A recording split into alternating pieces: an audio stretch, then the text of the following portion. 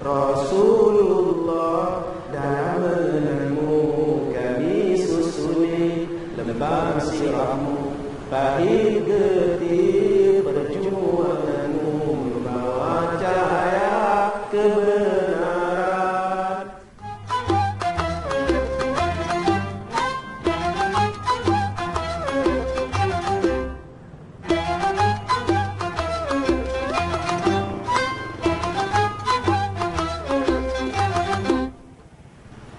Jom kita doa malam-malam sebab Nabi buat. Mana orang yang tak nak pergi masjid, kita doa, ya Allah, sebut nama dia, ya Allah. Abang Mat tu tak pernah datang masjid, ya Allah, kau gerakkanlah hatinya datang masjid. Nabi buat dulu. Sebab tu Umar masuk Islam, Nabi doa, Nabi sebut Islamkan di antara dua Umar. Akhirnya Allah pilih Umar Al-Khattab. Kenapa kita tak doa pada kawan kita yang tak berubah lagi tu? Ya Allah, mak topo itu, ya Allah, kuat sangat minum air ketum, ya Allah. Tolonglah ubah perangainya, ya Allah. Apa salahnya? Ini tidak, ya Allah. Mak topo itu, ya Allah, aku geram benar dengan dia, ya Allah. Kalau boleh biar buncit perutnya. Salah, itu bukan doa yang baik. Doa tengah malam sebab Nabi Muhammad buat. Pada masa itu cahaya Allah Ta'ala turun, nur kebesaran Allah Ta'ala turun. Dia tanya pada kita, siapa yang nak doa silakan, aku nak makbulkan. Siapa yang nak minta, sila minta, aku nak bagi. Tiba-tiba malam-malam begitu kita dibuai dengan mimpi yang lena. Sayang tuan-tuan, sedangkan Rasulullah dah ajar kepada kita, bilakah waktu yang paling sesuai? Saya balik rumah setiap malam lebih kurang 2 pagi. Malam tadi 2:30 pagi. Malam ni tak tahu tentang mau pukul 2 juga kot, kalau tak jam libur raya. Orang dah habis cuti, orang nak balik. Bila sampai rumah teruslah tidur terus. Ambil wuduk, sembahyang. Apa lagi nak sembahyang? Sembahyang witir pun boleh. Sembahyang tahajud pun boleh. Nak sembahyang tahajud apa ustaz? Ustaz belum tidur lagi. Awak saya tak tidur pula, saya tidur dalam kereta. Tidur dalam kereta tu kena tidur, malah boleh buat dah. Tak tidur pun boleh. Buat tahajud, buat witir. Orang yang sembahyang malam ada kekuatan. Pergi sembahyang. Tapi ustaz, makcik dah minta ustaz tu buat dah sembahyang malam tu, makcik tidur, oh, dia buat. Kita lah kena buat. Nah, saya jumpa tuan-tuan macam-macam orang yang dah sakar. Ada yang saya pernah jumpa orang yang dah terlalu lama tidur atas tilam, sampai menggelupah kulit dia tertanggal atas tilam. Ada yang tak boleh keluar, mayat roh tak boleh keluar. Wah, ada saya jumpa. Mereka kata kena buka bumbung biar cahaya matahari kena kat dia. Nak buka bumbung apa? Rumah dia rumah flat. Tak marah orang atas. Oi, apa ni? Rumah dia rumah flat. Nak buka apa? Baik. Kalau kita ni duduk di asrama macam tuan-tuan di politeknik lah, tak kira segala poli lah apalah, kadang-kadang histeria berlaku. Quran tu, wa nunazzilu minal Quran ma huwa shifaa'un wa rahmah. Allah sebut dalam Quran, Nabi aja macam mana nak ngubat. Kita ada tapak tangan kita ni. Guna tapak tangan, di sini ada 18, sini ada 81, 99 nombor di tapak tangan kita. Orang yang tak sedar diri, orang yang histeria tuan-tuan, hanya perlu tepuk saja di belakang. Tepuk tempat ni, belikat tulang belakang ni. Bismillahirrahmanirrahim. Lah. Bukannya susah. Ni setengah orang kadang-kadang nak buang hantu dalam badan, jenuh makan pinang. Ambil sirih, potong pinang, buh kapok. Ngadap pintu. Dia sembuh. Penuh pinang. Jangan mandi besok. Duk melekit lagu tu. Abang gatal, abang garu melendai. Ni apa abang? Kahak dia kot lah. Apalah, ambil cara mudah, cara Rasulullah. Tepuk je di belakang. Bismillahi masya Allah. Tepuk. Tuan-tuan yang mana duk terasa saka tu. Saya jumpa tuan-tuan ada orang hak saka keluar ni. Bila dah mati bulat. Kadang-kadang mata ni hitam ni tak ada mata putih. Duduk di hospital, masuk ayak tak boleh masuk dalam badan. Pukul 12 malam tegak. Siang hari tidur atas katil, tengah malam duduk cokoh bangun. Siapa yang tak takut? Mata putih. Dia tengok nurse pukul 1 pagi. Hak seorang nurse dia kata, ni duduk sana, pergi jamban tak? No, dia lari. Tinggal 2 orang. Rasa nak panggil aku, pergi pula. Hak kawan ni nak pergi mana tuan-tuan? Dia tengok lagu tu. Dia membelah juga. Takut mata putih semua. Bila dah nurse 3 orang ni tak ada, dia kalih kat siapa? Tak kalih ke orang hak katil sebelah. Dia ambil tutup tuan. Ni saya tak bohong ni, saya cerita betul. Dia tutup mic kawan tu. Subhanallah. Kalau tuan-tuan tengok dia cerin bulu roma ni tegang bulu roma. Saya pergi ziarah dia meninggal. Keluar. Tu nama dia saka. Tuan-tuan jangan tuduh orang ni saka ni tok nenek bela. Tuan-tuan kata tok nenek bela, tok nenek dia bela. Tok nenek dia dah mati. Buat apa kita tuduh orang yang dah mati tanpa usul periksa, tanpa bukti? Jin ni dia boleh menyerupa, dia boleh menyamar, dia boleh mohong. Dia duduk dalam badan, bila bomoh memek paku tak tengah-tengah jari. Tak paku tengah jari pi picit. Mai mana ni? Cakap mai mana? Aduh sakit. Hang tak apa lagi ku buat pijit, mampu yang aduh. Cakap mai mana ni? Tok dia punya, tok dia punya. Nampak tok dia punya. Jangan percaya tuan-tuan, jin tu bohong. Jangan duk percaya. Kalau tok dia tak bela, kita kata tok dia bela, kita dah fitnah pada tok dia. Jadi tu sahabat kata tok dia punya, chair dia punya, tok nyang dia punya, tok war dia punya, tak payah cakap.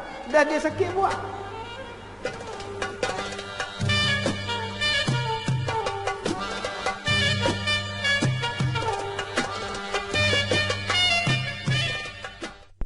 Di antara satu lagi nafkah yang wajib diuruskan oleh seorang suami pada isterinya ialah nafkah batin. Apa dia makna nafkah batin? Nafkah dalaman. Sebab ada orang faham nafkah batin tidur. Tiap-tiap hari dia pergi makan kopi. Nak pergi sihat. Bukan. Nafkah batin ialah jiwa. Memberikan kegembiraan. Memberikan kasih sayang. Memberikan perhatian. Touching ni, jiwa ni. Memberikan kasih sayang. Lambang kasih sayang itu ialah dengan berhubungan. Bertiduran sekali, itu lambang kasih sayang. Lambang kasih sayang ialah berpegangan. Lambang kasih sayang ialah merindui, merasakan jiwa selamat, merasakan kita ni dihargai. Itu namanya nafkah batin. Termasuklah nafkah batin ialah memberi ilmu pengetahuan. Okey, timbul masalah sekarang Ustaz. Saya dah tak tidur dengan isteri saya. Sebab apa tak tidur? Sebab saya jauh, suami isteri pun jauh Ustaz. Saya kerja tempat-tempat. Takkan langsung tak balik. Dalam seminggu takkan tak jumpa. Dalam sebulan takkan tak jumpa. Buatkan. Jangan langsung tak balik. Bila abang tak sentuh isteri abang. Isteri abang berhajat. Isteri abang berkehendak. Abang tak memberikan nafkah. Sedangkan abang orang yang sihat. Maka abang berdosa. Jadi, berpada-padalah. Ada masanya kerja, ada masanya untuk isteri. Itu hak dia yang wajib ditunaikan. Anda mampu mengubahnya. Wallahu a'lam. Tuan-tuan yang dirahmati Allah, Nabi Muhammad ni tuan-tuan, satu hari dia baca khutbah dekat padang sembahyang hari raya. Habis dia sembahyang hari raya, sembahyang baca khutbah, dia berjalan dengan sahabat dia, dia lintas orang lelaki-lelaki ni, dia pergi kat orang perempuan belakang. Nabi pergi dekat orang perempuan belakang. Nabi kata, wahai kaum ibu, wahai muslimat, wahai orang perempuan, bertakwalah kamu semua kepada Allah. Sebab aku lihat di dalam Isra' dan Mi'raj, kebanyakan ahli neraka ialah orang perempuan. Nabi pesan dekat orang perempuan. Maka tahukah kamu sebab apa mereka ni banyak menghuni neraka? Kata Nabi, atas dua sebab. Yang pertamanya kerana lidah mereka suka mengumpat. Dan yang kedua sebab mereka tidak taat kepada suami mereka. Jadi jaga-jagalah kau. Nabi sebut, kita kadang-kadang kita mulut kita sedap cakap. Mulut tu sedap cakap. Hampir ya rumah kat Pi'ah malam Nuri. Pi, hang tengok pelamin dia. Serupa dengan rumah kat Diah hati tu. Kedai serupa buat pinjam. Pasal pelamin pun kita nak nyimbang. Hang tengok menantu dia. Tengok gemuk. Laki dia gemuk dia tak sedar. Jaga. Nombor dua kata Nabi, pasal buat jahat dengan suami, lidah dia. Lidah ni menyakitkan hati suami dia. Sekali suami dia tak buat apa yang dia nak, dia terus kata, abang tu memang. Suami ni cakap, ya malam ni kita ada ceramah Ustaz Kazim, kita pergi lah, dia lah jarang kita jumpa. Hang ajak abang pergi pasal malam minggu depan pun ada. Jom kita pergi ceramah Ustaz Kazim tu. Abang tu memang, kalau orang ajak pergi mana pun tak mau. Selama ni saya duk jaga abang memang. Akak-akak cakap macam itu, habis pahala kita tak dapat. Habis tak dapat. Kemudian Nabi kata, bagaimanakah nak selamatkan kamu daripada kejahatan itu? Banyakkan sedekah. Sahabat Nabi yang iring Nabi tadi ni pun bentang sejadah, bentang kain serban dia tuan-tuan, orang perempuan lempar barang mah penuh dia. Nabi ambil benda tu buat jihad fi sabilillah. Jadi salah satu cara kita nak masuk syurga dan salah satu cara kita nak terhalang daripada neraka ialah bersedekah. Dan sedekah ni tuan-tuan, Nabi jamin tidak akan miskin. Tuan-tuan yang dirahmati Allah, yang terakhir yang kita kena ambil tentang kasih sayang Nabi Muhammad sallallahu alaihi wasallam. Nabi ni sayang sangat-sangat tuan-tuan. Sayangnya Nabi ni tuan-tuan, masya-Allah, subhanallah, sampai ke mati Rasulullah kita. Sampai Nabi buat syarat, kalau kamu nak jadi orang beriman, syaratnya ialah Nabi Muhammad nombor 1 di dalam hati. Siapa-siapa yang meletakkan orang lain lebih daripada Nabi dalam hatinya, belum beriman. Tuan-tuan letakkan anak tuan-tuan yang menangis tu nombor 1. Nabi nombor 2, tuan-tuan belum beriman. Tuan-tuan, kita meletakkan mak kita, bapak kita dalam hati nombor 1. Nabi kita tak letak nombor 1, belum beriman. Insya-Allah. Sebab itu tuan-tuan, saya ni penceramah, saya ni ustaz.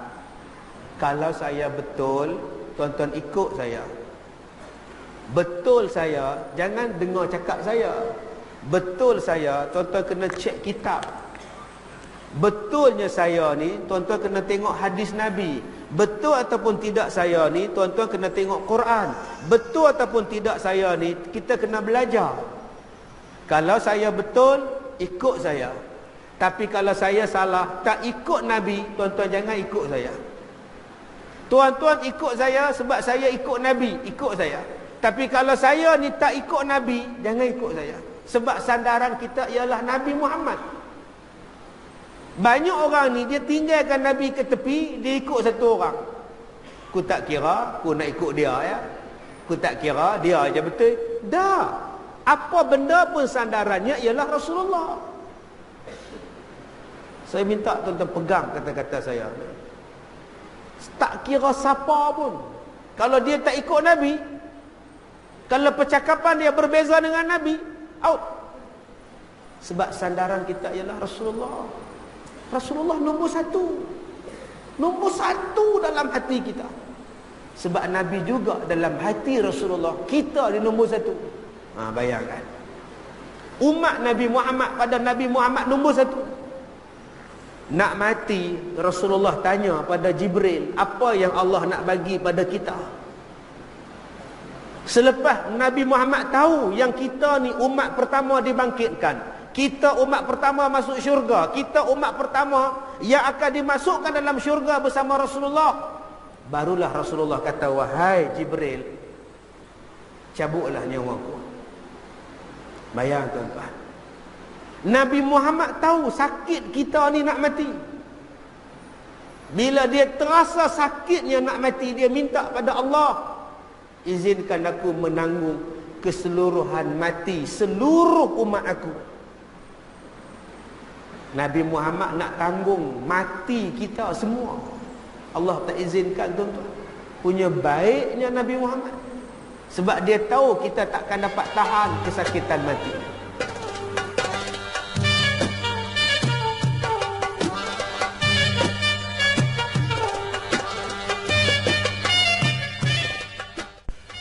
Tentang persoalan anak ni, tentang ayah dia, bukan semua ayah yang baik. Ada ayah yang silap langkah, ada ayah yang telanjur dan sebagainya.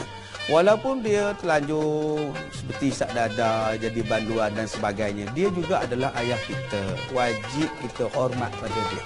Saya gunakan perkataan wajib, selagi mana perintahnya bukan perintah maksiat. Wa in jahadaka ala an tusyrika bima laysa laka bihi 'ilm fala tuti'huma. Dan jika mak bapak kamu menyuruh melakukan syirik pada Allah tanpa pengetahuan, mereka tak ada ilmu, jangan taat. Tetapi kalau bapak kita penagih dadah sekalipun, penagih dadah, dia cakap pada kita, Din, solat, pergi solat, wajib taat. Sebab perintahnya perintah yang betul. Jangan cakap, ayah pun isap dadah. Jangan. Katalah pada saya ni pula ustaz, saya ustaz, ada anak pula. Din, pergi merompak, ayah suruh ni. Jangan taat. Bukankah saya ustaz? Ustaz tak ustaz, perintahnya sesat, jangan ikut. Jadi jangan tengok siapa yang mengeluarkan perintah, tengok apa perintahnya, tengok apa cakapnya, tengok apa cakap dia. Kalau cakap dia betul pada hukum, ambillah. Apatah lagi kalau cakapnya betul, dia pula berhak bercakap, lagilah wajib kita taat. Jaga-jaga jangan sampai jadi anak derhaka. Wallahu a'lam. Semua orang akan rasa macam tu, tuan-tuan. Setiap insan pasti merasa saat perpisahan terakhir, dunia yang fana akan ditinggalkan, hanya amalan yang dibawa. Sakitnya mati itu Nabi nak tanggung. Bayangkan. Yang kedua, yang ketiga, tuan-tuan, Rasulullah sampai di hari kiamat, Rasulullah tuang air, tuan-tuan, tuang air bagi kita minum, bagi kita minum. Matahari sejengkai di kepala, peluhnya tuan-tuan sampai ke hidung. Beratok manusia ni panas, Nabi bagi air daripada telaga Kausar. Siapa-siapa yang minum air daripada telaga Kausar tidak akan merasa dahaga selama-lamanya di hari kiamat.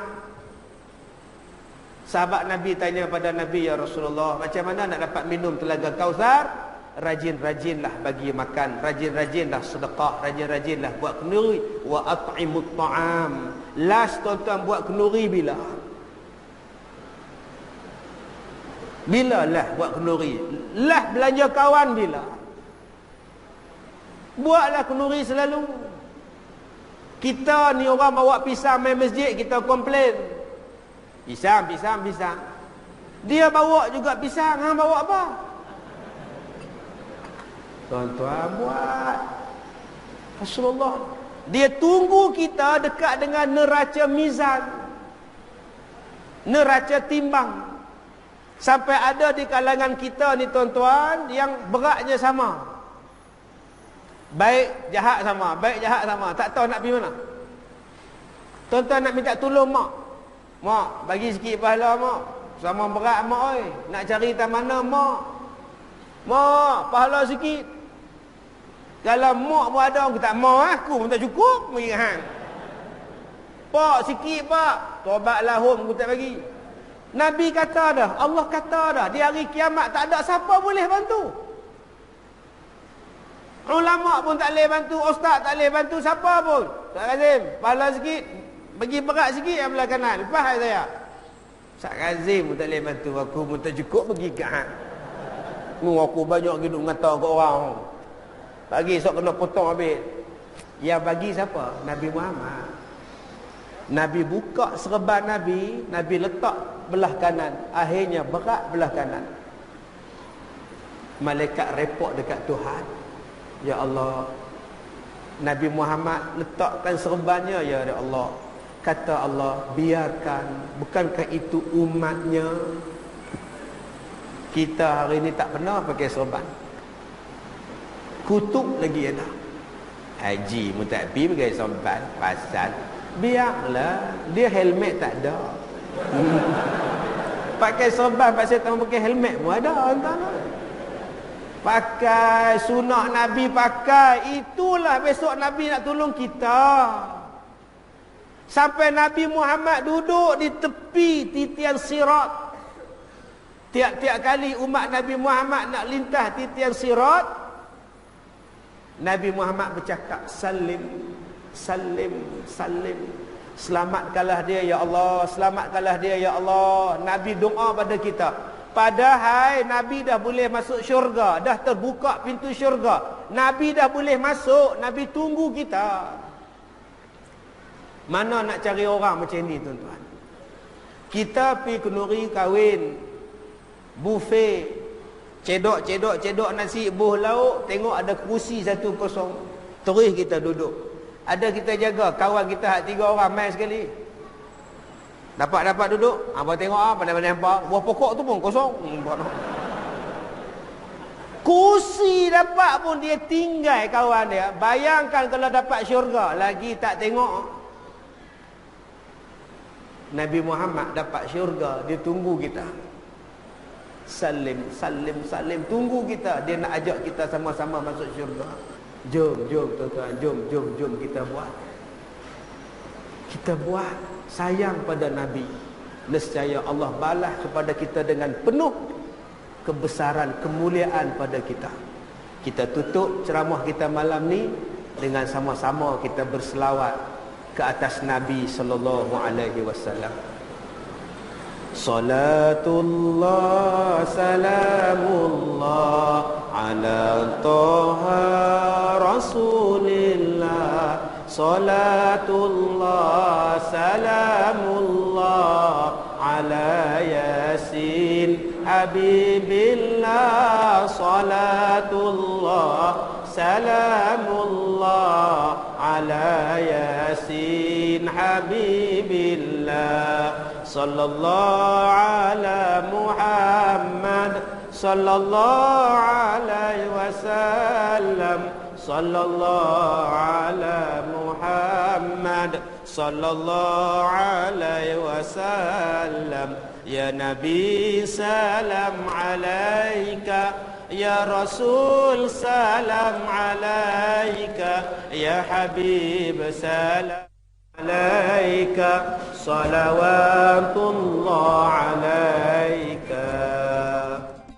Ibu misali ibu yang sejati, kasih sayangmu kasih yang suci, pengorbananmu disanjung tinggi, jasamu tetap disanubari. Ni tuan-tuan berjayalah sebagaimanapun.